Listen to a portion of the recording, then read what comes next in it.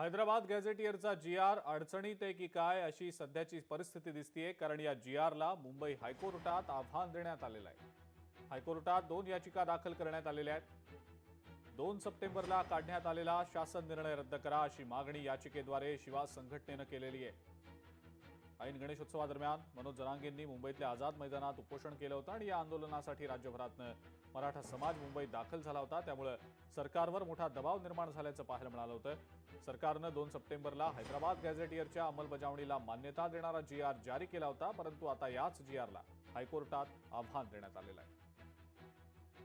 प्रत्येकाला अधिकार आहे याचिका करण्याचा, परंतु सरकारने जो जी.आर. काढलेला आहे तो विचारपूर्वक काढलेला आहे, तो कायदेशीर आहे। हा जी.आर. कुठेही ओबीसी समाजावर अन्याय करत नाही। हा जी.आर. कोणालाही सरसकट आरक्षण देत नाही। हा जी.आर. ज्यांच्याकडे पुरावा आहे, जे खरे पुराव्याने कुणबी आहेत, त्यांनाच सर्टिफिकेट मिळण्याकरता मदत करतो। त्यामुळे कोर्टातही आम्ही राज्य शासनाच्या वतीनं योग्य भूमिका मांडू। आपण जी.आर. नीट वाचा। कुठेही सरसकट कोणालाही आरक्षण दिलेलं नाही। 2 सप्टेंबरचा जो जी.आर. आलेला आहे, SC, ST, OBC, VJNTचे दाखले देण्याचा अधिनियम 2000 आहे।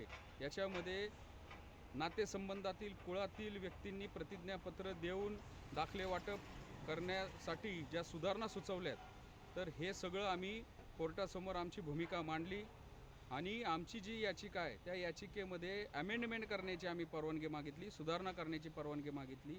आमचं म्हणणं मुख्य न्यायमूर्तींनी ऐकून घेतलं आणि या संदर्भामध्ये एक इंटरिम ॲप्लिकेशन तुम्ही दाखल करा शुक्रवारपर्यंत आणि या संदर्भातली सुनावणी सोमवारी म्हणजेच 15 तारखेला मुख्य न्यायमूर्तींनी ठेवलेली आहे। 15 तारखेला या संदर्भामध्ये सुनावणी होईल। लोकशाही मराठी ऐका, पहा, जागरूक रहा।